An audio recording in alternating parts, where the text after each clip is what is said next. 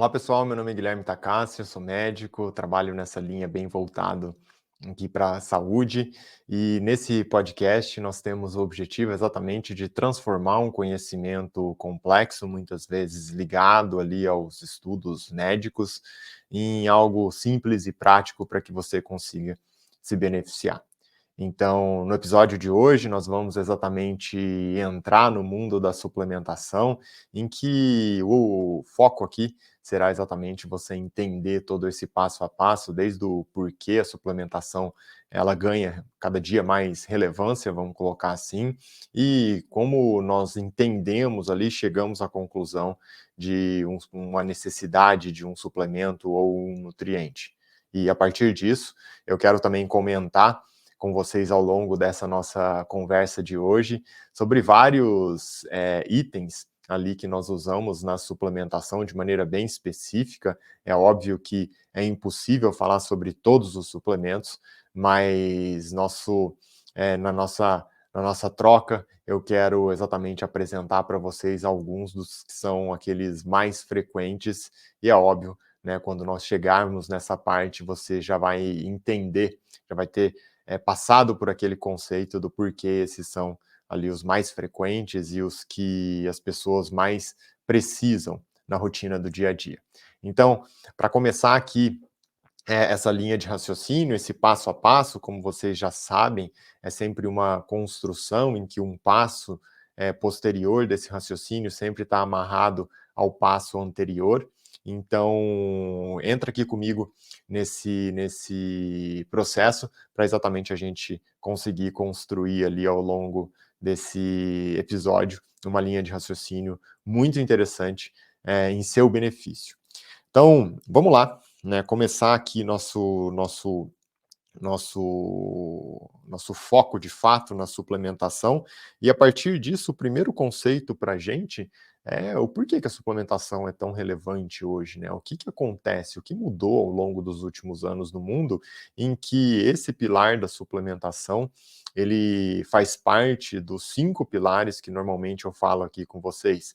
Só para relembrar, abrir um parênteses aqui, né, os 5 pilares que nós falamos ali na espiral da saúde são exatamente alimentação, atividade física, sono, suplementação e saúde mental. No episódio de hoje, eu quero aprofundar exatamente esse conceito da suplementação, e o primeiro ponto é você entender o porquê desse pilar. Então, algo que mudou muito ao longo dos últimos anos é exatamente a nossa exposição a vários nutrientes. Então, imagina que assim, antes lá atrás, era exatamente uma produção de alimento muito conectado ao que se tinha, né, associado à estação do ano, ao momento, como as coisas estavam se desenvolvendo ali de acordo com a linha da natureza mesmo. Hoje, né, por vários motivos, um dos principais é exatamente o crescimento da população mundial. Os alimentos, eles passaram a ser produzidos pela monocultura. Então, todo ano se planta ali aquele mesmo alimento. É óbvio que existe um tratamento e um preparo do solo, mas como eu falo aqui com frequência, nós nunca, né, o ser humano nunca vai conseguir exatamente fazer algo tão perfeito quanto a própria natureza. Então, se repõe ali os nutrientes, se prepara o solo, mas no outro ano volta a se plantar o mesmo alimento, e no outro ano o mesmo alimento, e esse preparo, ele nunca vai ser ali algo tão efetivo como é a própria preparação que a natureza fez ali durante milhares de anos. Então, isso acaba repercutindo com um solo que vai ficando um pouco mais pobre em alguns desses nutrientes, ou até mesmo existe uma característica específica do solo que pode sim ser mais pobre em alguns desses nutrientes. Então, essa característica mais específica do solo, vou citar um exemplo aqui para você: o solo aqui no Brasil, ele é naturalmente um pouquinho mais pobre em magnésio. Então, ao longo do tempo, é muito comum se encontrar ali nas pessoas um déficit de magnésio. Imagina, a pessoa nunca suplementou magnésio, está comendo o mesmo alimento ali todos os anos, já passaram várias décadas de vida, e por isso, né, é tão ali rotineiro a gente se deparar com pessoas que apresentam o déficit de magnésio, e mais à frente eu vou ensinar como você pode encontrar aí o caminho para se entender esse déficit, esse diagnóstico em si. E outros, né, nutrientes como zinco, selênio, isso mesmo a planta vai consumindo ali a cada ano, e como nós começamos aqui a nossa conversa, a estratégia da monocultura, todo ano se planta ali aquele mesmo alimento, é super frequente se deparar com comida que está pobre em alguns desses micronutrientes, principalmente, que são as vitaminas e minerais. Esse é o ponto principal para a gente. No entanto, existem outros itens que se conectam exatamente com essa mesma base, eu vou citar aqui alguns para vocês, dentre esses fatores. Então, imagina que um nutriente muito importante, a vitamina D, inclusive será um dos suplementos que nós vamos aprofundar o nosso raciocínio. A vitamina D, a principal fonte de estímulo é exatamente a luz solar.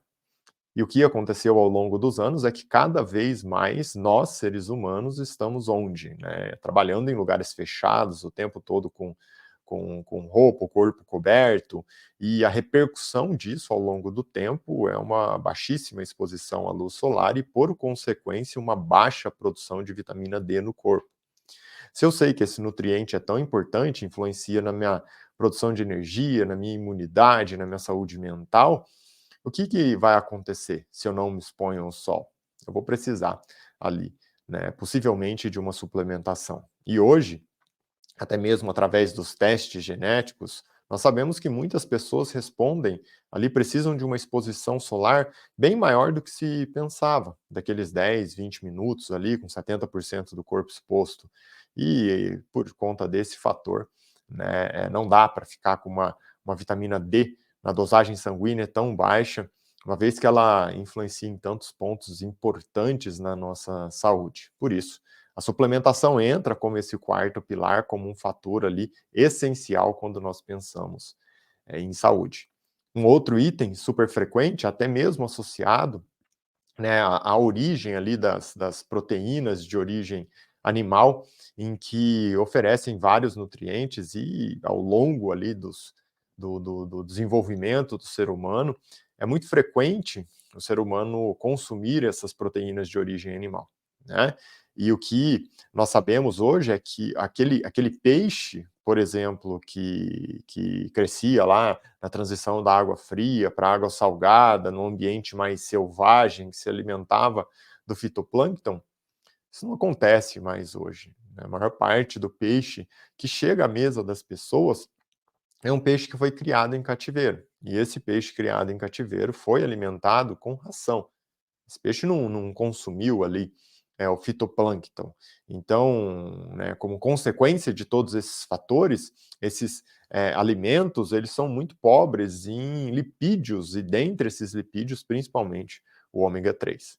Uma vez que a produção, né, a oferta do ômega 3 nesses peixes, ele está totalmente conectado com um peixe que se alimenta do fitoplâncton, da alga que está ali na natureza. Como ele não consome mais essa alga, ele cresce alimentado ali com ração, ele apresenta ali uma fonte muito pobre de ômega 3.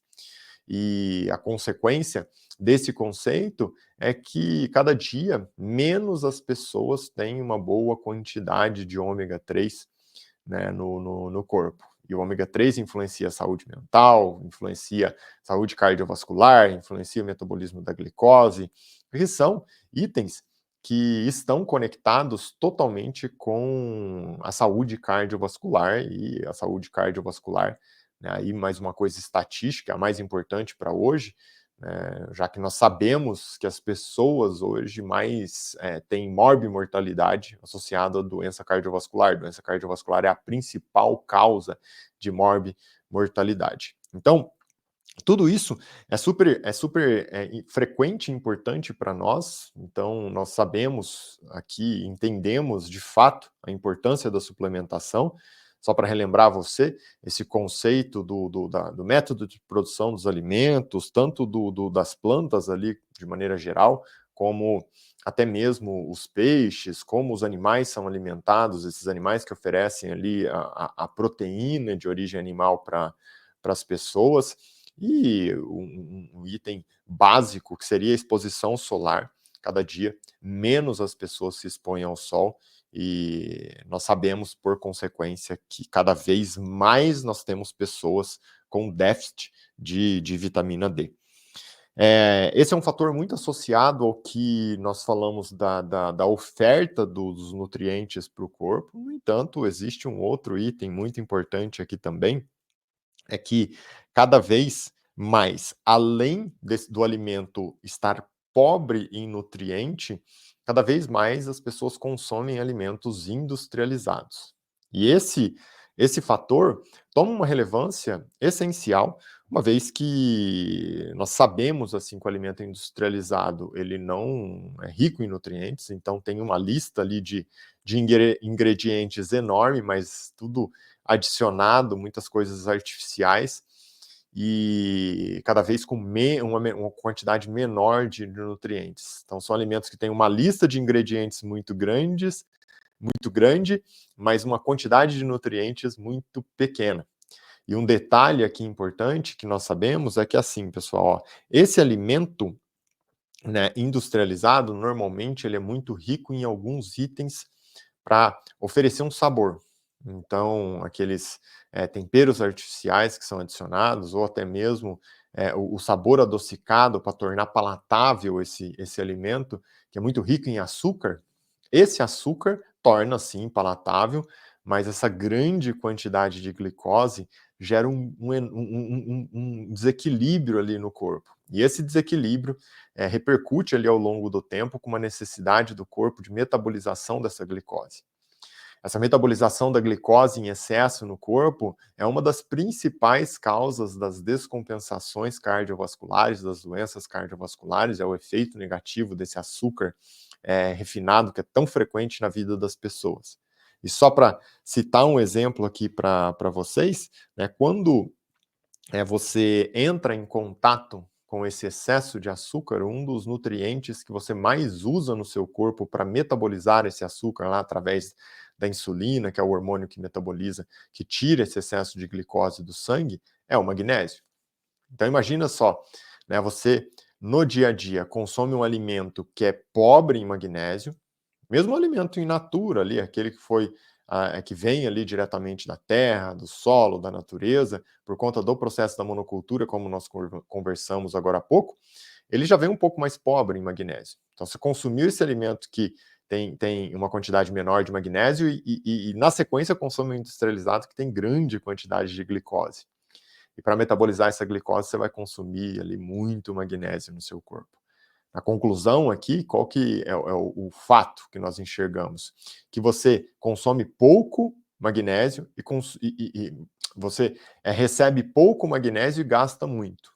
Então não tem como, né? Ao longo do processo aqui, você vai apresentar um déficit de magnésio em algum momento. A estratégia, então, não está só o conceito da suplementação que eu trago aqui para vocês, não está só no usar o suplemento, mas está sim em como você vai manejar tudo isso.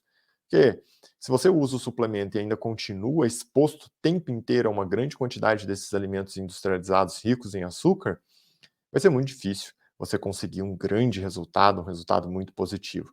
Então, é muito mais sobre trabalhar cada um desses itens. Por isso que eu quero que você acabe construindo um passo a passo para fazer um pouco de tudo. Diminuir um pouco, por exemplo, aqui o consumo desses alimentos industrializados, trabalhar um pouco a questão da suplementação, porque tudo isso junto vai trazer um resultado positivo para você, sem dúvida nenhuma. Certo? Seguindo aqui nossa linha de raciocínio, eu quero conversar com vocês também sobre um ponto essencial, muito falado hoje, que é, né, a suplementação com multivitamínicos. Então as pessoas falam assim: "Ah, nossa, descobri que suplementação é importante, vou comprar aquele multivitamínico que tem um pouco de tudo ali, que daí eu vou resolver todos os meus problemas". Então, essa estratégia, pessoal, ela não é tão interessante.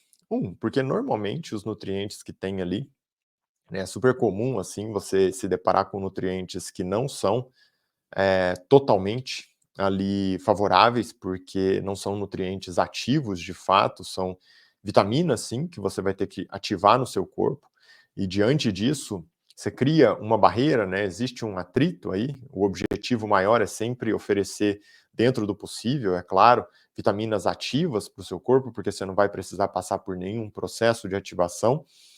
Uma vez que nós sabemos existem muitas pessoas que apresentam ali um polimorfismo genético que dificulta essa ativação de alguns nutrientes. E é bem frequente isso na população, né? Como que nós conseguimos descobrir isso? É uma característica genética, você pode descobrir através de um teste genético. No meu caso, né, muitas vezes não é necessário fazer esse teste. O que eu quero chamar a sua atenção aqui é que é muito importante você entender o conceito de usar vitaminas ativas. E nos multivitamínicos, a maioria das vezes, você tem ali derivados que você vai precisar ativar no seu corpo. Um outro item ligado ali ao multivitamínico é que existe um mix em que você acaba misturando grupos de vitaminas diferentes. Vou citar um exemplo aqui para você. Existem vitaminas que são solúveis, né, em água, então elas diluem em água, elas diluem mais facilmente no sangue, é uma característica delas. E existem um grupo de vitaminas que são mais solúveis em lipídios. Elas têm uma característica tanto de absorção quanto de acúmulo no corpo, de formação de reserva, em que elas vão se acumular, né, nos lipídios e gorduras do corpo. E durante o processo de absorção, essas vitaminas que são hidrossolúveis, solúveis em água, elas precisam mais de um meio associado à água, por consequência, enquanto as que são lipossolúveis, dependem de lipídios, gorduras, elas precisam de um meio mais gorduroso. Se você coloca isso tudo junto, né, e usa isso tudo junto, no final, você sempre vai perder mais do que o esperado, você vai absorver menos. O objetivo para nós é conseguir entender toda essa dinâmica das vitaminas para oferecer de uma maneira adequada e você conseguir aproveitar ao máximo esse nutriente que nós colocamos ali numa cápsula, num conjugado. Não é que você tem que usar só vitaminas que são isoladas, mas essa questão é muito comum ali nos multivitamínicos, né? Você mistura tudo, coloca tudo junto e numa dose um pouquinho de tudo, e essa dose que já está baixa, quando você vai metabolizar isso para absorver no seu corpo, devido a todos esses fatores que eu acabei de citar, você acaba perdendo muito e você vai ter um resultado muito mais pobre se você faz algo ali totalmente direcionado, que é o que eu sempre gosto de trazer, e nós vamos entender o que é esse direcionamento, até mesmo quando ali for se fazer a suplementação. Como você chega nesse diagnóstico de qual vitamina usar, qual estratégia usar. Nós vamos passar aqui por essa linha de raciocínio também. Um outro fator muito comum para nós hoje, agora até para conectar todos esses raciocínios que nós conversamos, é o seguinte, pessoal, é óbvio que você já deve ter percebido que nós temos que trabalhar em várias frentes e não adianta só você usar um suplemento de qualidade. O suplemento, como o próprio nome diz, é um suplemento. Você vai corrigir um possível déficit por algo que você não consegue contornar. Então, um alimento que é pobre num nutriente e é esse alimento que você tem e que faz parte do seu dia a dia, mas você precisa muito daquele nutriente que falta e por isso a suplementação entra aqui como um item importante. Porém, não significa que você vai suplementar tudo e deixar de focar num alimento de qualidade. É o oposto, né? Como eu disse, suplemento é para suplementar. A base tem que ser o quê? Focada no primeiro pilar, que é a alimentação. Então, se eu sei que a principal fonte de nutrientes é a alimentação, eu tenho que buscar cada vez mais um alimento rico em nutrientes, cada vez mais comida natural de verdade.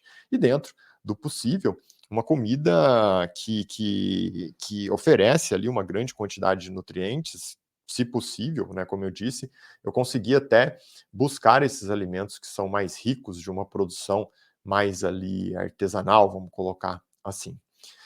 Às vezes eu não vou conseguir, e eu vou me deparar com um déficit de alguns desses nutrientes, que é o que eu citei no início da nossa conversa aqui. Mas mesmo né, por conta dessa característica de no final nós acabarmos ali numa exposição enorme a todos esses fatores adversos que envolvem comidas industrializadas, esses alimentos industrializados, é super frequente eles lesarem tubo gastrointestinal, dificultarem o processo de digestão. Então, se eu tenho uma digestão que não está adequada, quando eu consumir um alimento, eu vou ter que conseguir digerir muito bem para liberar esses nutrientes no meu tubo gastrointestinal. E o próximo passo é eu ter um tubo gastrointestinal, né, que está preparado para absorver esses nutrientes. Então, existe até aquela frase bem famosa, né, você é o que você come. Isso é parcialmente correto, porque na realidade você é sim o que você come, mas não só, você é o que você come, consegue digerir e consegue absorver. A digestão depende de algumas fases no seu tubo gastrointestinal. Relembrando, né, quanto mais você consome alimento industrializado, quanto mais você consome alimentos que são ricos nesses sabores adicionados para tornar o alimento palatável, tanto do açúcar quanto esses temperos artificiais e vários outros itens, mais você compromete sua capacidade de digestão, mais você compromete a sua capacidade de absorção. Então, alimentos como açúcar, como o trigo refinado hoje, a farinha de trigo refinado, muito rica em glúten, eles dificultam tanto a digestão quanto a absorção desses nutrientes. Então, tem pessoas ali que consomem muito trigo, têm uma sensibilidade grande, não percebem isso e começam a apresentar déficit de ferro, tem uma anemia secundária a isso, e só porque consome muito trigo. Não é nem porque a alimentação dela é pobre em ferro que ela apresenta esse déficit de ferro, é porque ela não consegue digerir, não consegue absorver. Afinal, o trigo dificulta a digestão e dificulta a absorção de vários nutrientes, dentre eles o ferro. Esse é só um exemplo, né, mas eu quero citar aqui para vocês o quanto é importante focar nessa questão da digestão. Um outro exemplo muito comum são pessoas que vão perdendo capacidade de produção de ácido clorídrico no estômago por vários fatores. O principal hoje, sem dúvida nenhuma, está conectado com o alto consumo de alimentos ricos em refinados e industrializados. E esse déficit de ácido clorídrico repercute com uma dificuldade de digestão de proteína de origem animal. Afinal, nós sabemos que a proteína de origem animal é uma proteína mais densa, a carne vermelha é a proteína mais densa no sentido de necessidade maior de ácido clorídrico e enzimas para se conseguir digerir. E se você tem essa exposição a todos esses alimentos industrializados, você vai cada vez menos conseguindo digerir esse alimento, né? No caso aqui da carne vermelha, se você tem dificuldade, sim, você vai perder muitos dos nutrientes que tem ali, como os aminoácidos que vêm da própria proteína, vitaminas importantes, o ferro, como eu citei agora há pouco. Se você não consegue digerir, você não vai aproveitar o ferro que tem lá. Se você não consegue digerir, você não vai liberar uma das principais vitaminas que nós temos no corpo, que é a vitamina B12. E essa vitamina B12, que você vai liberar ali quando você entra num processo de digestão da carne vermelha, o seu estômago tem que produzir ácido clorídrico, tem que produzir as enzimas, né, o pepsinogênio para converter em pepsina, quebrar tudo isso, e o fator intrínseco. Esse fator intrínseco ligado à vitamina B12, você vai transportar ela pelo seu intestino delgado e vai absorver lá no final do intestino delgado. Só que olha só, né, se essa pessoa, por exemplo, consome muito alimento refinado, principalmente os refinados que vêm do trigo, a farinha de trigo, então pão, massas que derivam dessa fonte, nós também temos o conhecimento que existe uma microlesão intestinal que dificulta a absorção. Então, na prática, a pessoa tem um problema de digestão e liberação da vitamina B12. A vitamina B12 é só um exemplo, poderia dar vários, né? Já citei aqui do ferro também. E aí tem um problema de absorção dessa vitamina B12 depois lá no intestino delgado, porque a parede do intestino está lesada pela alta exposição à farinha de trigo, ao trigo, o glúten em si, que atrapalha esse processo. Então, é claro que é sempre associado, né, eu gosto de trazer esse raciocínio para vocês e essa questão do equilíbrio. Você tem que ter o conhecimento, mas já deixo aqui, você não precisa deixar de fazer nada na sua vida, você não precisa tirar nada da sua vida, mas você precisa entender esse equilíbrio e entender o que mais gera dificuldade para você, uma coisa muito individual. Algumas pessoas vão até consumir ali o trigo e não vão ter uma grande alteração. Outras pessoas vão sofrer uma grande alteração. Chegam até a apresentar uma anemia secundária ao déficit de ferro, né, uma anemia ferropriva, chegam a apresentar ali um grande déficit de aminoácidos no corpo por conta desse fator, um déficit de vitamina B12, e muito conectado com essa questão da própria digestão em si do alimento. E o que é a rotina, assim, dificilmente você vai ver uma pessoa que tem só um problema de digestão ou só um problema de absorção. Normalmente é um conjunto de todos esses fatores ligados ali, né, a essa digestão que acontece desde lá da cavidade oral, que nós sabemos que tem vários fatores que influenciam nesse processo, e ao longo do tubo gastrointestinal, depois lá adiante, tem também, por consequência, uma dificuldade no processo de absorção. É um conjunto todo que repercute de maneira prática e direta na saúde dessa pessoa, com sintomas, né, como anemia, como uma falta de foco, uma memória que está mais frágil, uma falta de energia por conta do déficit aí realmente de todos esses nutrientes. Então, aí até para conectar com vocês, né, a importância mesmo do próprio processo de suplementação, quando nós pensamos nesses fatores, imagina que se você se depara com uma pessoa que tem todo esse problema, né, atual de digestão, absorção dos nutrientes, sem dúvida nenhuma, esse quarto pilar que é a suplementação, como eu sempre chamo a atenção aqui para vocês, é sim uma via, uma possibilidade para a gente começar a resgatar essa pessoa e melhorar a saúde dela. Reforço mais uma vez que não adianta você usar os melhores suplementos, a melhor estratégia nesse pilar da suplementação, se você não faz o básico conectado ali à alimentação. Então não adianta você usar um suplemento muito bom, né, até mesmo para melhorar, ajudar no processo de digestão ali do estômago, então você usa um cloridrato de betaína ou até mesmo um ácido clorídrico para melhorar esse processo de digestão e ativação de enzimas ali no estômago, se você todos os dias ainda consome um monte de alimento industrializado, um monte de refinado, um monte de açúcar, não faz muito sentido.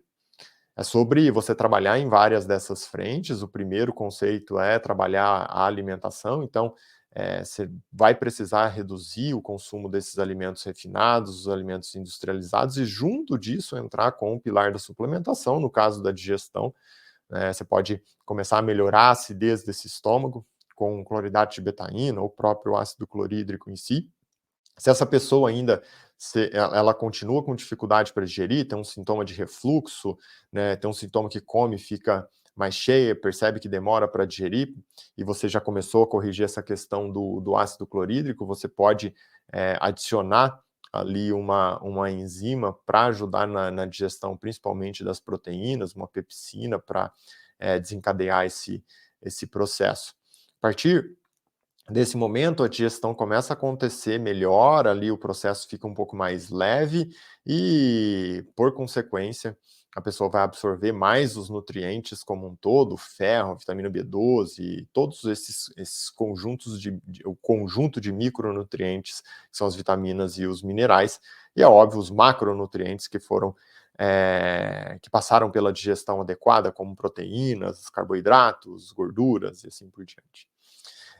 A partir desse momento, né, que você corrigiu essa questão ali, você usou o suplemento, então citei aqui um exemplo de como você pode usar a suplementação para melhorar esse processo de digestão, só que também nós sabemos que existe ali a absorção desses nutrientes. Então, como nós vamos corrigir essa questão da absorção dos nutrientes, é muito importante entender esse conceito.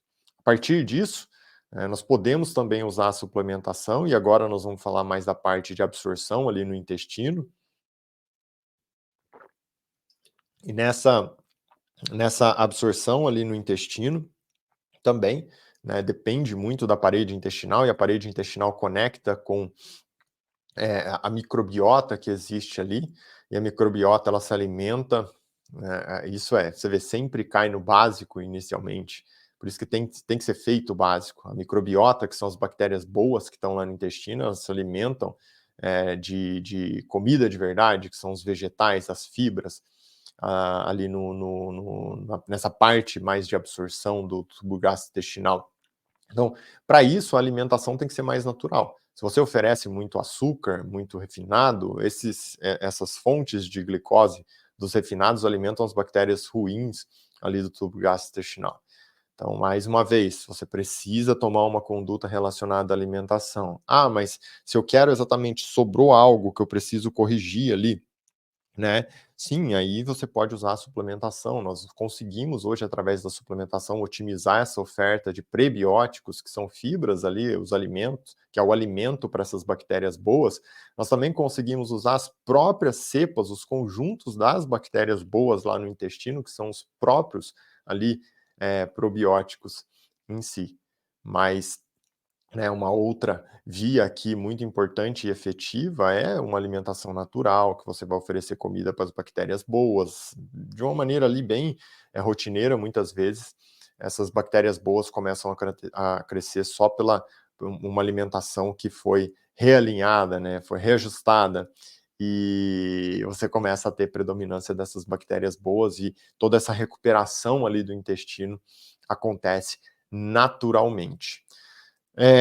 Um outro item também que eu sempre chamo atenção nesse caso de absorção do intestino, né, é ter ali no dia a dia da alimentação das pessoas uma presença maior de alimentos fermentados. Por quê? Teoricamente, né, nós precisamos de uma boa fonte de alimento fermentado todos os dias ali uma porção de um fermentado. E culturalmente, no mundo ocidental hoje é muito comum as pessoas não consumirem absolutamente nada na rotina de alimento fermentado. Então tentar ter ali alguma coisa como um natto, um tempê, um chucrute, que são alimentos que oferecem tanto fibras quanto os próprios probióticos em si, além de vários outros nutrientes que são muito importantes para a nossa saúde ali de maneira geral. E é claro, eu citei muito aqui sobre esse processo de digestão e absorção dos nutrientes ali no intestino, porque o foco era falar sobre essa influência, né, de um possível déficit dos nutrientes no corpo. Mas nós sabemos que intestino é muito mais que isso. Intestino influencia na saúde mental, influencia na otimização do sistema imune, tem uma conexão aí com produção de neurotransmissores, como a própria serotonina. É um leque ali muito amplo associado à nossa saúde.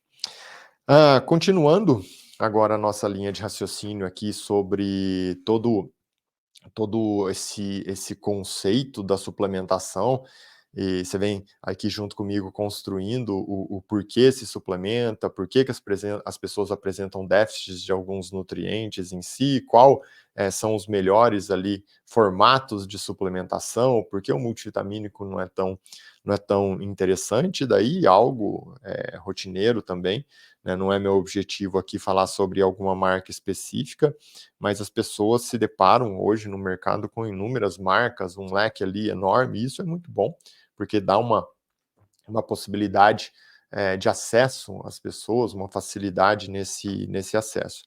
E sobre essa possibilidade de escolha das marcas, eu sempre gosto de chamar a atenção que, assim, hoje existem muitos selos de qualidade, então existe lá o IFOS, existe o MagTaste, todos esses selos, eles direcionam ali, né, mais um fator de fiscalização para uma boa fonte desses nutrientes.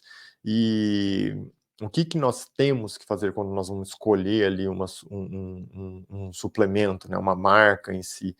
É muito comum, as marcas mais antigas já passaram por mais testes, já foram mais vezes avaliadas, então essa é uma forma muito simples e clara de você conseguir conectar com uma boa fonte desses nutrientes. Então, buscar as marcas que são mais antigas, mais tradicionais, por esse motivo, né? Não que as marcas mais novas são ruins, mas normalmente uma marca que tem lá 10, 20 anos já, que ela está no mercado, ela já passou mais vezes ali por uma avaliação, por testes em si, do que uma marca que tem 1, 2 anos.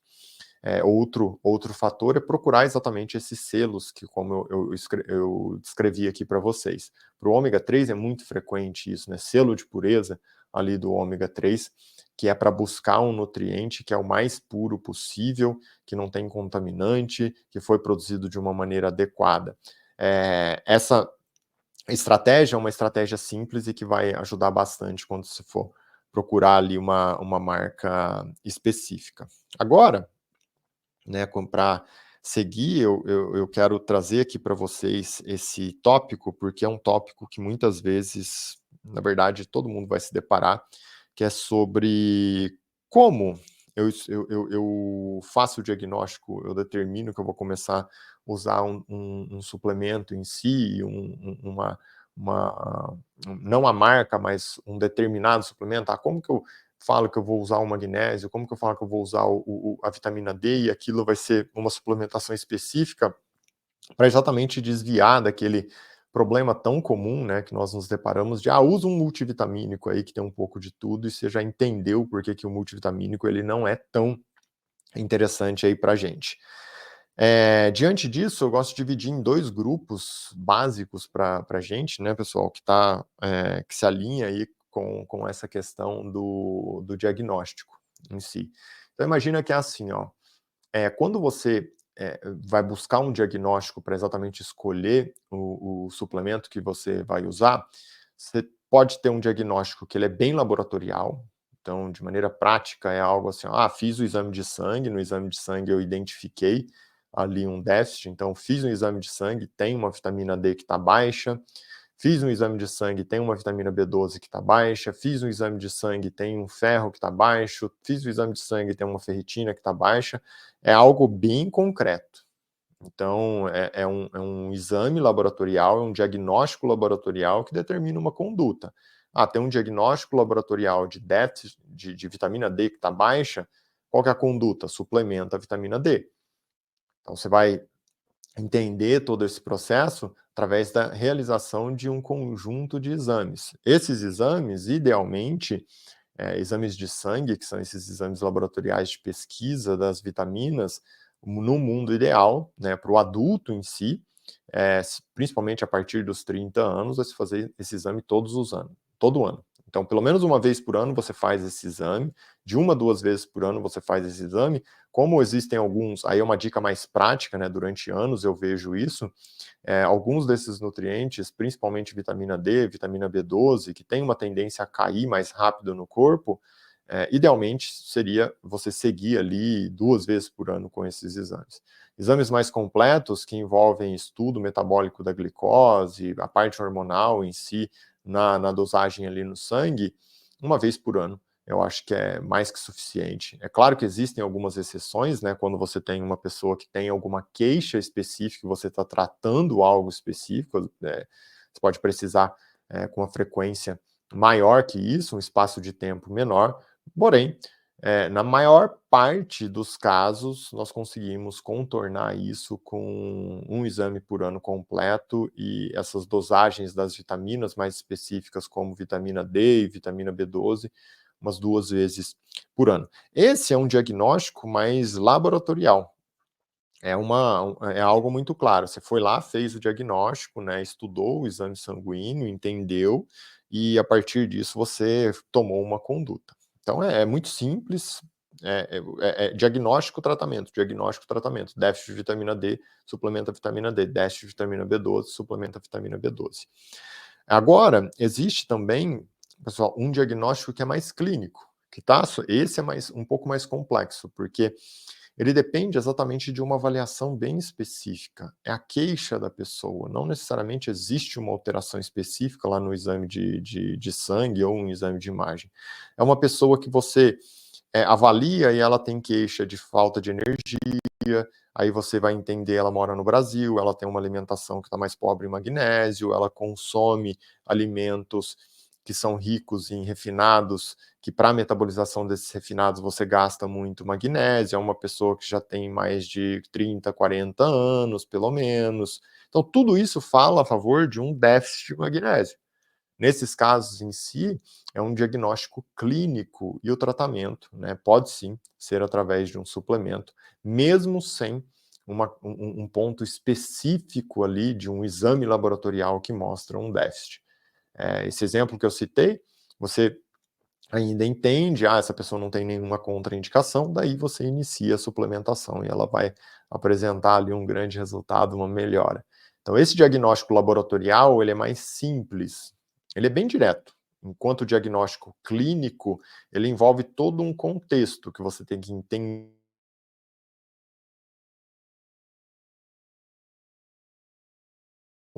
e a partir desse momento E a partir desse momento, você inicia a suplementação. Esse é um exemplo simples em que nós diferenciamos ali o diagnóstico laboratorial do diagnóstico clínico.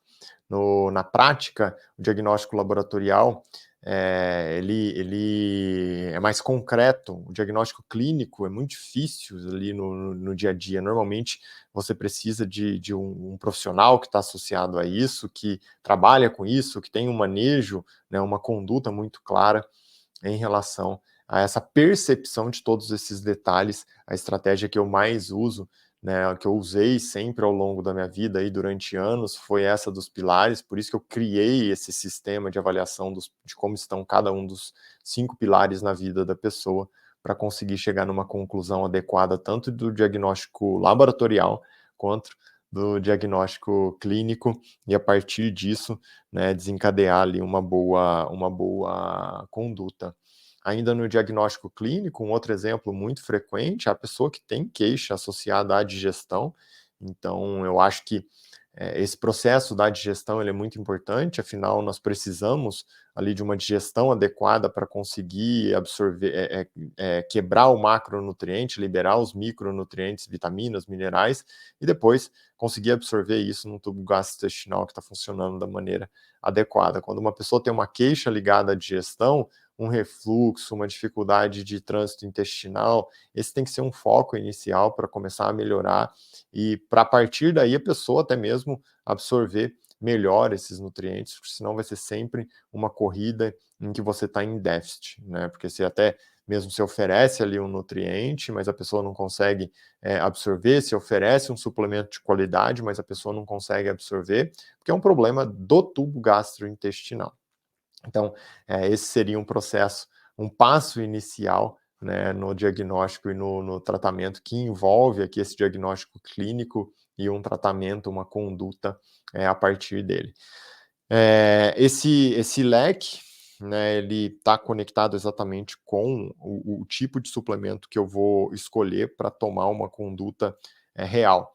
Nesse instante que você entendeu, né, como o porquê a pessoa apresenta déficit, como se escolhe um suplemento de qualidade, qual a melhor via, se o multivitamínico é bom ou não. Agora, com todo esse conhecimento, eu vou exatamente falar sobre, nesse conjunto de diagnóstico clínico e laboratorial, sobre suplementos que são muito frequentes e que geram um grande impacto. Então, como é muito frequente as pessoas apresentarem problemas alinhados que se alinham com esses conceitos que nós vamos discutir nesse grupo de suplementos, a consequência que nós temos é que esse grupo de suplementos aqui é onde eu preciso de um esforço menor para um impacto maior. E isso está totalmente alinhado, né, com a estratégia que nós usamos aqui, que eu uso já profissionalmente durante anos ali, mais de 10 anos na minha vida, com resultados muito positivos em relação às pessoas que eu já tratei e trato. Então, agora nós vamos passar por uma sequência de suplementos em que eu vou discutir cada um deles com vocês, e você vai perceber, né, como isso se conecta à realidade do dia a dia, aos principais problemas que as pessoas apresentam. Então, eu vou começar com um suplemento aqui, que é a berberina. A berberina é um suplemento muito interessante, porque hoje, né, como eu disse aqui ao longo da nossa conversa, um dos principais problemas no mundo é o metabolismo da glicose que está alterado. Isso se conecta totalmente com a alta incidência, a morbimortalidade por doença cardiovascular, que são ali problemas como infarto, AVC isquêmico e tal. E isso, né, acontece por conta desse excesso de exposição à glicose. A glicose que vem do açúcar, dos refinados em geral, os industrializados, normalmente tem uma grande quantidade de açúcar, e essa grande quantidade, essa grande exposição à glicose exige muito do corpo, exige muito desse processo metabólico do corpo. Lembrando que esse excesso de glicose na corrente sanguínea faz com que seu pâncreas tenha que liberar uma grande quantidade de insulina para metabolizar essa glicose. A insulina é o hormônio que o pâncreas produz, que tira o excesso de glicose lá da corrente sanguínea e distribui pelo corpo, coloca no interior das células para se transformar em energia, mas se ainda existe esse excesso, começa a enviar para lugares como o fígado, e o fígado vai converter para uma molécula de reserva energética como triglicérides, ou até mesmo, né, vai lá para a região abdominal e começa a inflar, aumentar essa célula de gordura na região abdominal, que é vai repercutir ali ao longo dos tempos com o aumento da circunferência abdominal. Então agora, até você entende o porquê que o marcador de aumento da circunferência abdominal, ele é tão ali importante quando nós pensamos em algo relacionado ao aumento da chance de doença cardiovascular, porque é um marcador final de todo esse processo que está descompensado. Diante desse raciocínio, por que a berberina tem grande impacto, é tão importante? A berberina é uma erva que participa aqui exatamente dessa via metabólica do corpo. Ela torna o corpo mais sensível a esse hormônio que é a insulina e, por consequência, melhora o metabolismo da glicose. Então, a insulina começa a atuar de maneira mais efetiva na retirada dessa glicose ali da corrente sanguínea, e isso tem uma conexão direta com o aumento de uma substância, de uma cadeia metabólica no corpo, que nós chamamos de AMPK. O AMPK é a cadeia metabólica, né, responsável por esse fator de otimização do metabolismo da glicose, de uma estabilização da quantidade de glicose que tem ali na corrente sanguínea, e isso acontece principalmente porque o corpo responde melhor à insulina. Se o corpo responde melhor à insulina, você vai precisar de uma quantidade menor desse hormônio. Isso tem vários pontos positivos, porque o primeiro deles, você vai sobrecarregar menos o seu pâncreas, que é um órgão muito sensível no corpo. E a outra coisa é que você vai se expor a uma quantidade menor de insulina. E o excesso de insulina no corpo é extremamente inflamatório, aumenta marcadores inflamatórios como a interleucina 6. E esses marcadores inflamatórios estão associados a todas as doenças crônicas, e daí não só as doenças crônicas que derivam do próprio metabolismo da glicose em si, como as cardiovasculares, mas todas elas. Um outro ponto aqui que é importante, que eu quero chamar a atenção de vocês relacionado à berberina, é que ela aumenta ali uma outra via que é considerada a via da sirtuína. E essa via, ela se associa a várias cadeias, né, que se conectam ali com a questão da longevidade. Quando você otimiza isso, você trabalha esses genes da longevidade no corpo, que é super positivo do ponto de vista, né, de saúde. E o principal fator em relação à sirtuína no corpo é a acompanha mais tempo sabe que eu sempre gosto de trazer esse conceito, né, da saúde em si, porque nós sabemos que quanto melhor ali, mais efetivo é o seu corpo na produção de energia, mais saúde você tem. Quanto menos efetivo é o seu corpo na questão de produção de energia, provavelmente você vai se deparar com problemas ligados à produção, à saúde em si. Então, se você tem uma região no seu corpo que tem um problema na produção de energia, provavelmente é ali que você vai ter alguma doença, é ali que é o ponto mais frágil em si. A partir dessa linha de raciocínio, se nós sabemos que a berberina atua nessas duas vias, né, ela é um suplemento muito ligado à longevidade como um todo, porque você trabalha principalmente o que está conectado com maior causa de morbimortalidade no mundo hoje e melhora a produção de energia via MPK e sirtuína.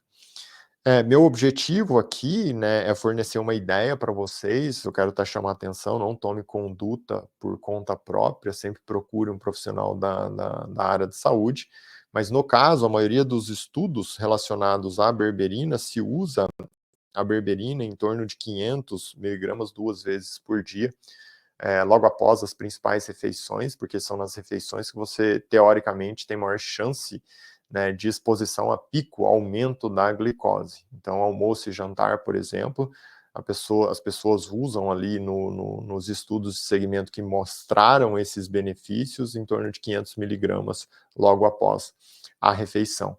Possíveis efeitos colaterais da berberina estão muito associados a efeitos gastrointestinais, então uma náusea discreta ou até mesmo um intestino que muda um pouco o padrão, fica um pouco mais solto, podem estar associados à berberina. Existem outros estudos que falam a respeito desse nutriente de uma maneira mais inespecífica agora, mais voltado para uma área de detoxificação, desparasitação, mas a imensa maioria, né, do que se tem de ciência por trás da berberina está focado em longevidade e metabolismo da glicose. Continuando aqui, né, nossa linha de raciocínio, você viu que a berberina influencia muito nessa área do pilar ali da alimentação, né, da exposição à glicose, da longevidade em si. Eu quero falar com vocês sobre a creatina. A creatina, talvez um dos suplementos mais estudados até hoje, com alta relevância em relação à saúde, e se fala muito da creatina conectado com o raciocínio da atividade física, otimiza ali a performance física, e isso é totalmente verdade, mas o que se sabe sobre a creatina de fato é que ela tem uma influência muito maior, e por isso eu quero que você entenda a base. Na realidade, a molécula da creatina no corpo, quando você entra em contato com ela, ela melhora a renovação, ela recicla a molécula de energia no corpo. A nossa molécula de energia, conhecida como ATP, adenosina trifosfato, então é uma adenosina que tem 3 fosfatos conectados a essa adenosina. A energia no nosso corpo é exatamente quando você quebra essa ligação do fosfato. Então, se eu tenho um ATP, uma adenosina com 3 fosfatos, quando eu quebro uma ligação desse fosfato, eu libero energia para o corpo e também, junto disso, eu libero o ADP, agora uma adenosina com 2 fosfatos. O que acontece aqui? A creatina é uma molécula que conecta com esse fosfato que foi liberado e se transforma em fosfocreatina. Essa fosfocreatina fica ali, né, próximo da célula para exatamente fornecer o fosfato novamente e converter essa adenosina difosfato para novamente uma adenosina trifosfato. Então, qual que é a conclusão que eu chego aqui? A creatina, ela está associada à melhora da produção de energia. E que nós falamos agora há pouco? Tudo que tem saúde tem alta capacidade de produção de energia, produz energia de uma maneira muito efetiva. Onde que acontece essa produção de energia? Lá na célula. Uma parte da célula que nós chamamos de organela, que é conhecida como mitocôndria. Quando você tem uma alta capacidade de produção de energia ali na mitocôndria, você otimiza toda a sua saúde. A creatina, né, então, na prática aqui para a gente, ela tem um impacto na sua saúde como um todo. É claro que a imensa maioria dos estudos relacionados à creatina são estudos que vão mais para essa linha da atividade física, da performance muscular, isso é realidade, mas esse suplemento é muito estudado e nós sabemos que tem um impacto super positivo no corpo como um todo. Mais uma vez, agora que você entendeu tudo isso, né, que a creatina ela é muito mais sobre renovação, sobre reciclar a molécula de energia no corpo. A maioria dos estudos tem ali estudos que mostram você gerar uma carga inicial de creatina durante alguns dias, enfim, tem várias estratégias, mas os mais frequentes, assim, é uma suplementação ali em torno de 2, 3 gramas por dia, em que você usa a creatina ao longo de algumas semanas e tem um impacto positivo né, totalmente alinhado com isso que nós falamos da produção de energia. A pessoa fica mais disposta, ganha massa magra, sim, porque consegue fazer um exercício que o músculo vai ter uma performance melhor, o próprio corpo como um todo tem uma performance melhor, então vai ter um rendimento muito melhor. Ainda relacionado aqui à questão da creatina, né, o que se sabe, qual o melhor momento para se usar a creatina? Eu tenho que lembrar que, para ter um grande efeito, a creatina tem que entrar na célula, porque ela vai ficar ali, né, ao lado do ATP, nessa conversão e renovação da molécula de energia. E para ela entrar na célula, eu preciso da insulina. E a insulina eu libero normalmente após as refeições. Então, o uso da creatina, um caminho inteligente é usar a creatina logo após uma refeição. Outro momento que eu acabo abrindo esse receptor para ela entrar na célula é depois da prática de uma atividade física. Então, os 2 melhores momentos para você usar a creatina é depois de uma atividade física ou, né, logo após uma refeição. Esses são os benefícios desse nutriente que é tão importante aí para a gente. Agora sobre um outro nutriente importante, com impacto maravilhoso na nossa saúde, é a questão do uso da curcumina, que talvez aí é um dos que vem da cúrcuma, né, talvez aí é um dos, anti-inflamatórios e antioxidantes mais potentes que nós temos na natureza. Então é até interessante você entender isso, existe uma diferença muito grande entre o uso de um medicamento e o uso de um suplemento. Aqui eu estou falando só dos suplementos em si, né, que são coisas que vêm da natureza mesmo. No caso aqui da curcumina, é muito interessante porque existem 2 fatores comuns que estão associados a todas as doenças crônicas, então infarto, AVC, câncer, doença autoimune, tudo isso, que é o padrão inflamatório e oxidativo. A inflamação crônica, né, eu não estou falando da inflamação aguda, a inflamação aguda é muito diferente. A inflamação aguda, na verdade, é algo que acontece no seu corpo para recuperar a sua célula. A inflamação crônica é aquela inflamação que é sustentada durante a sua vida e essa daí tem uma repercussão muito negativa. A inflamação crônica é você faz lá o exame de sangue, você vê um PCR que é um pouquinho aumentado, esse PCR um pouquinho aumentado é o que mostra todo esse processo acontecendo ali, inflamatório crônico no corpo.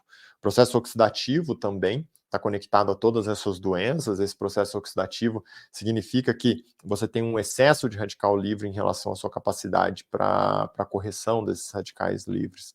Nós observamos isso com frequência num discreto aumento de um marcador que chama gama-GT.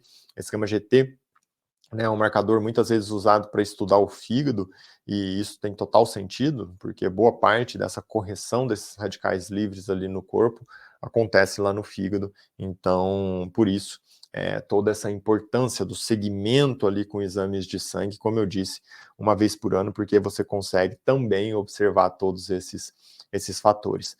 Agora volta para a questão da curcumina, né? A curcumina que vem da cúrcuma, que é o açafrão da terra, aquela raiz ali que traz todo esse impacto de grande capacidade de correção do processo inflamatório oxidativo no corpo. Então ela consegue sim trabalhar ali uma redução da proteína C reativa, do TNF-alfa, que são fatores inflamatórios, marcadores inflamatórios do corpo, consegue trabalhar numa via de controle e manejo dos radicais livres e, por isso, reduzir ali um gama-GT.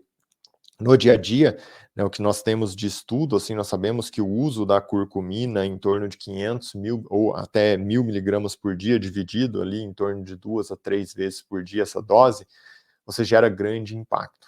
E algo que melhora, né, a biodisponibilidade, que é o quanto você vai absorver dessa curcumina para o seu corpo usar de fato, é adicionar, né, uma dose discreta ali, pequena, de piperina, 5, 10 miligramas de piperina em cada um desses momentos em que você vai fazer o uso da curcumina. Então, os principais estudos normalmente usam a curcumina nesse formato e tem esse impacto de possíveis efeitos ali colaterais que as pessoas podem se queixar, mais uma vez, né, a questão gastrointestinal, principalmente voltado ali para um um discreto desconforto do ponto de vista de um refluxo, ou até mesmo o intestino que muda um padrão, fica um pouquinho mais solto. Chamo atenção também para essa questão do uso da curcumina para gestantes, né? Não se tem estudos que falam sobre gestantes, então não use suplementos sem auxílio médico. No caso da curcumina específico para gestantes em si, não use sem falar com o seu médico, com o seu obstetra, porque, no geral, não se tem estudos específicos com gestantes e uso de curcumina. E por isso, né, eu acho que é sempre, no caso da gestante em específico, é sempre melhor a gente tomar esse tipo de conduta um pouco mais abrupta, no sentido de evitar tudo aquilo que você não tem certeza que faz bem para essa pessoa nesse momento. Tá bom? Continuando aqui, na sequência eu quero falar sobre o inositol. O inositol é um suplemento também simples com grande impacto. Qual que é o grande impacto, vamos pensar assim, do inositol em si? Hoje, cada vez mais se tem estudos relacionados a esse nutriente que falam sobre o metabolismo da glicose. E em relação ao metabolismo da glicose, não como eu falei da berberina, né, mas em relação num conceito específico para essa parte de metabolismo da glicose que vai para a parte da reprodução em si, principalmente no caso das mulheres, né, do ovário. Então, existem muitas mulheres que têm síndrome do ovário policístico. O ovário policístico, nós sabemos que existe uma predominância de produção ali de hormônios que derivam da testosterona, e o estímulo para esse processo ali no ovário se conecta totalmente com um possível excesso de insulina. Então, a insulina estimula mais o ovário, e esse estímulo da insulina acaba derivando a cadeia metabólica para a produção de testosterona e derivados da testosterona, que é o que atrapalha a ovulação na mulher, que é o que muda a distribuição de pelo no corpo, que é o que muda a característica do pelo, que é o que está conectado também com um acúmulo de gordura na região abdominal. A resistência à insulina está por trás de todo esse processo. Nós sabemos que o uso do inositol, ele melhora a sensibilidade à insulina, né? E nesse caso específico, a sensibilidade à insulina na região do ovário. Então, o inositol ali tem, assim, um impacto muito positivo nesse sentido da fertilidade. Cada vez mais se estuda esse nutriente em relação ao tratamento do ovário policístico, ao aumento da fertilidade nas mulheres, principalmente por conta desse fator ali, né, sobre a questão do ovário. E qual que é o fundo disso tudo? O inositol, ele opera muito ligado à melhora da sensibilidade à insulina, mais uma vez, que é o hormônio que vai metabolizar a glicose. Então, você diminui a exposição à glicose, você precisa de uma quantidade menor de insulina no seu corpo. Claro, né, sempre vale chamar a atenção, não adianta você usar inositol e oferecer uma quantidade enorme de glicose para o corpo. A ideia é você diminuir a quantidade de glicose que você oferece ali para o corpo e suplementa o inositol para ficar mais sensível à insulina, que assim você vai ter um resultado muito positivo, sem dúvida nenhuma. Seguindo aqui nosso conceito, o que se tem nos estudos hoje, se fala a respeito de uma suplementação em torno de 2 a 4 gramas por dia de inositol, com efeitos muito positivos em toda essa história do metabolismo da glicose, mas principalmente para mulheres que têm alguma questão que repercute de uma maneira negativa da resistência à insulina. Então, no caso do ovário policístico, no caso da mulher que não consegue engravidar porque não consegue ovular devido a uma resistência à insulina. Então, o inositol entra nesse grupo. Agora, não poderia deixar de falar aqui com vocês sobre talvez esse que é um dos nutrientes mais usados hoje, que geram mais impacto, que é o magnésio. Então, o magnésio, ele melhora ele participa do metabolismo da glicose, então ele melhora a sensibilidade à insulina, ele participa da produção de energia no corpo, otimiza a produção de energia no corpo, ele participa do processo de relaxamento, então impacta de maneira positiva o sono, ele participa da via final de ativação da vitamina D, ele participa do fortalecimento ali do sistema imune, ele participa do trânsito intestinal, é um nutriente que faz parte de mais de 500 cadeias metabólicas no corpo, isso já foi estudado, então poderia passar horas aqui falando só sobre o magnésio. Então, qual que é por que ele é tão ali importante e tem esse impacto positivo para a gente hoje? Porque, na realidade, pessoal, o que acontece com o magnésio para nós é que eu tenho uma alimentação que é cada vez mais pobre em magnésio e eu tenho uma exposição a alimentos que consomem muito magnésio quando eu vou metabolizar. É super frequente as pessoas terem alta exposição a açúcar. Açúcar consome muito magnésio quando você vai metabolizar. Então, por isso, é muito frequente a pessoa apresentar déficit de magnésio e não necessariamente, né, como nós sabemos, vai ter um déficit ali na corrente sanguínea, porque só 1% do magnésio está no sangue e é o último lugar a alterar. Então, o magnésio, muitas vezes, a gente faz aquele diagnóstico clínico, como eu citei para vocês ali, né, no momento em que nós falamos sobre a estratégia diagnóstica para tomar uma conduta em relação ao suplemento em si. Sobre o magnésio ainda, como nós sabemos dessa questão do relaxamento, que influencia no sono tal, não é só isso, né? Ele também influencia em conceitos como que envolvem o sistema nervoso central, como ansiedade, depressão, com impacto muito positivo. Tem vários estudos que mostram aí esse impacto positivo. Quero abrir um leque aqui só para falar sobre os tipos de magnésio. Não significa que quando você usa um magnésio específico, ele vai só para aquela região. Quando você usa o magnésio, seu corpo inteiro vai aproveitar. Mas como nós temos hoje o magnésio associado a alguns tipos de quelante, o quelante é como se fosse um guia para o corpo. Ele acaba conseguindo direcionar mais para aquela região específica. Então nós temos o magnésio taurato, por exemplo, que participa muito da produção de energia, principalmente nessa parte mais muscular, que ajuda muito na atividade física. Nós temos o magnésio treonato, que atravessa a barreira hematoencefálica e chega de maneira mais efetiva lá no sistema nervoso central. Por isso, quando nós nos deparamos com itens como ansiedade, depressão, sono, vale muito a pena usar o magnésio treonato. Nós temos o magnésio dimalato, que atua muito na parte cardiovascular, super positivo para isso, aquelas pessoas que têm ali pressão alta, que têm alguma questão que envolve o cardiovascular em si, o magnésio dimalato cai muito bem. Nós temos o magnésio glicina, a glicina participa de uma cadeia associada à metilação, inclusive melhora a saúde do fígado, e também tem um fundo cardiovascular importante. Se trata ali do magnésio glicina, com esse impacto cardiovascular e na capacidade de metilação e metabolismo do próprio fígado em si.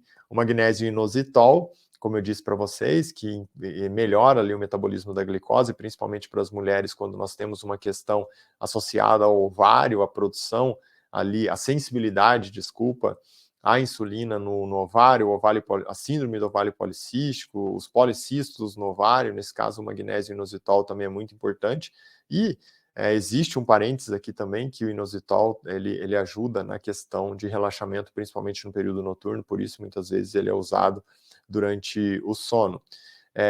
O óxido de magnésio, o cloreto de magnésio, que são muito usados principalmente para aquelas pessoas que têm uma queixa de intestino mais preso, porque é um tipo de magnésio que ajuda no trânsito intestinal, a relaxar o intestino, soltar um pouco mais o intestino.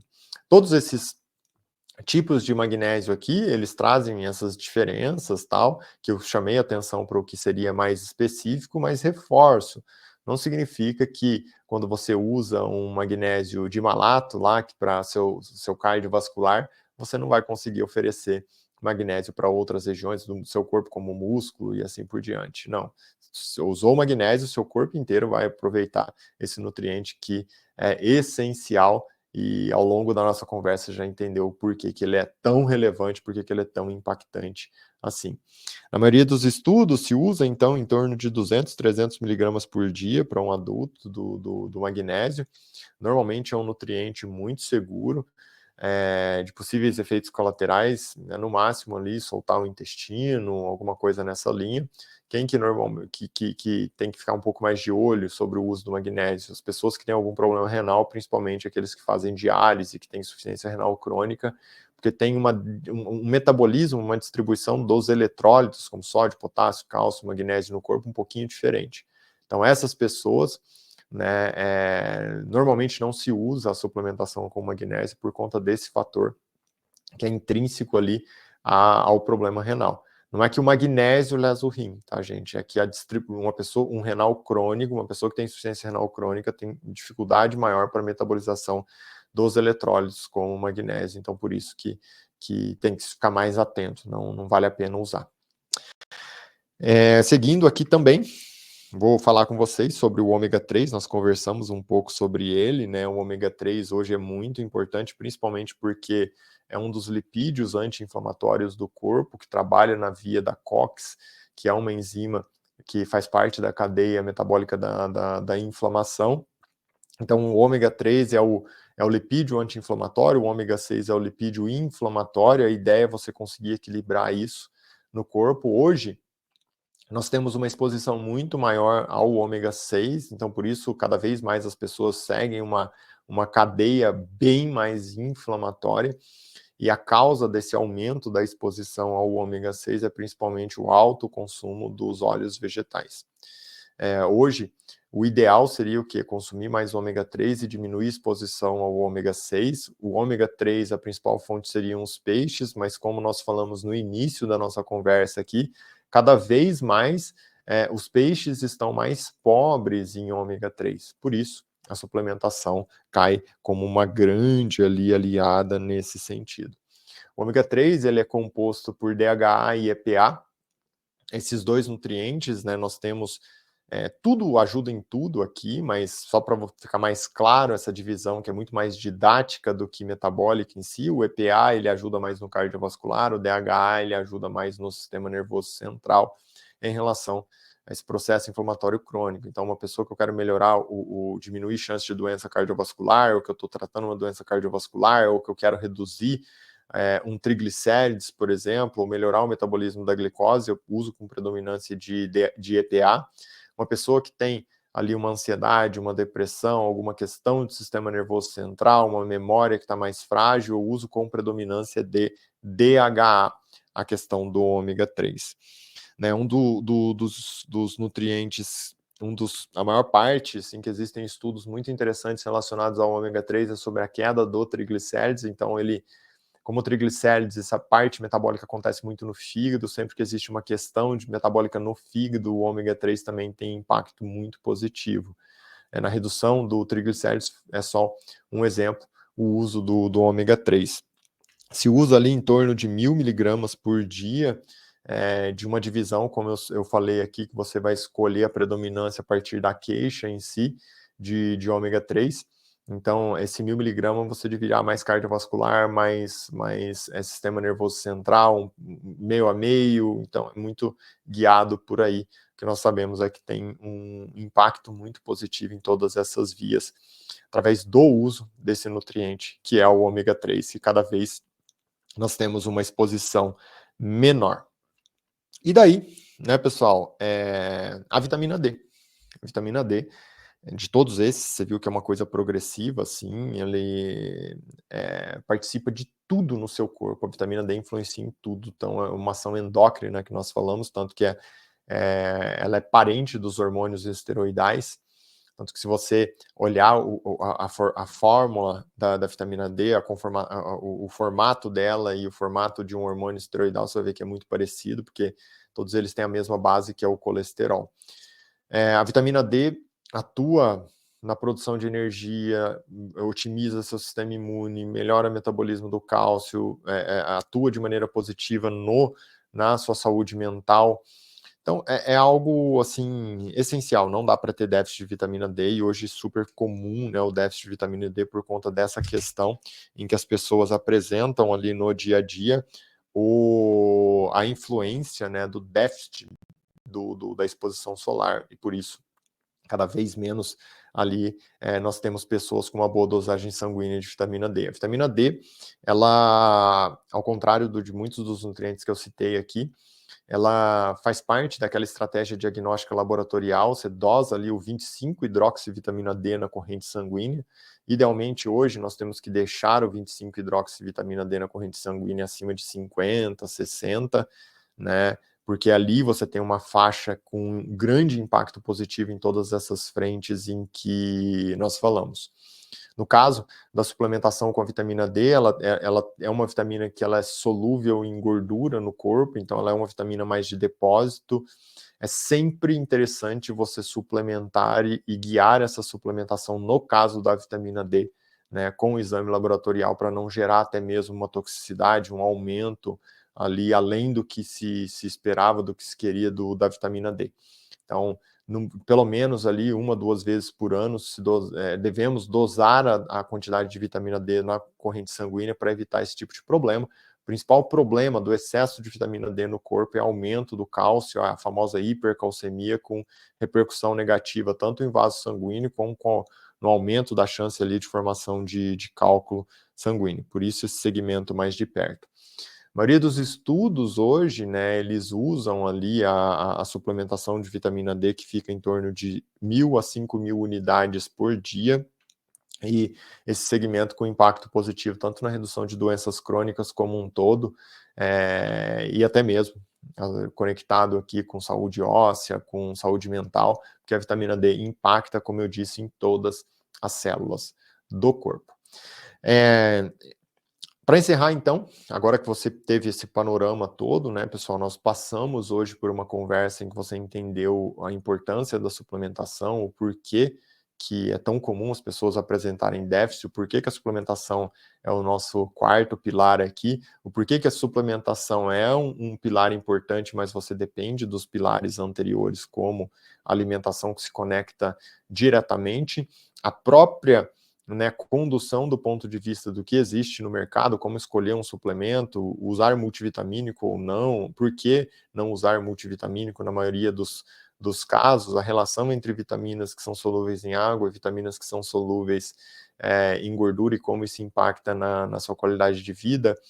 E a partir de todo esse alicerce, nós passamos ali para nutrientes específicos que impactam principalmente os problemas mais comuns que as pessoas apresentam.